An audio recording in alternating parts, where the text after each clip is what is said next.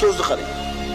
Agar musibatga ham ne'matga quvongandek, rozi bo'lganingdek rozi bo'lsang, demak sen Allohdan rozi bo'lsan. Ne'mat kelganda qanaqa rozi bo'lar eding? Musibat kelganda ham shunaqa rozimisan? Demak Allohdan rozisan, demak Alloh ham sendan rozi.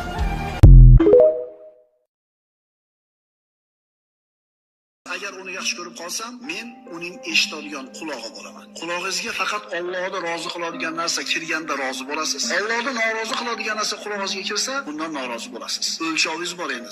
To'g'ri kelgan narsani eshitib qo'ya olmaysiz. To'g'ri kelgan gapga quloq tutib qo'ya olmaysiz. Chunki Robbingiz sizni yaxshi ko'rdi, qulog'ingizni isloh qildi. Ikkinchisi, agar Alloh do'st qilgan bo'lsa, uni ko'radigan ko'zi o'zim bo'laman, deyapti Alloh taolo. Ko'zimiz ko'rib turgan narsalarda birodarlar, tashqi ko'rinishi bor, orqasidagi haqiqati bor. Alloh do'st qilgan bo'lsa sizni o'ziga mana shu haqiqatni ko'radigan qilib qo'yadi. Keyingisi, ushlaydigan qo'li ham o'zim bo'laman, deydi Alloh taolo. Qo'limiz harom narsaga bormaydi. Tarozidan urmaydi. Biroda haq qolsa olib borib beradi. To'rtinchisi, yuradigan oyog'i ham o'zim bo'laman, deyapti. Gunoh ma'siyatga yurmaydi, harom ishga yurmaydi. Chunki Allohning valisi. O'zimizdan istaylik. Ko'zimiz, quloqimiz, qo'limiz, oyog'imiz mana shunday turibdimi? Ha, shunday turibdi. Alhamdulillah. Endi nima bor bizga buni buyog'iga? Endi shu bandan mendan so'rasa, albatta so'raganini beraman. Ya'ni duosi mustajob kishilardan. Alloh iymon keltirganlarning do'sti. 2 kere 2 Yaponiyada ham 4, Toshloqda ham 4, Rossiyada ham 4. Shunaqa aniq narsa.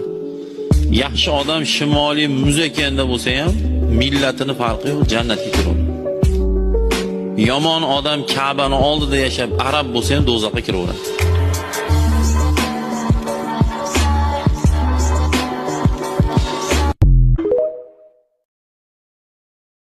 Maskovda shunaqa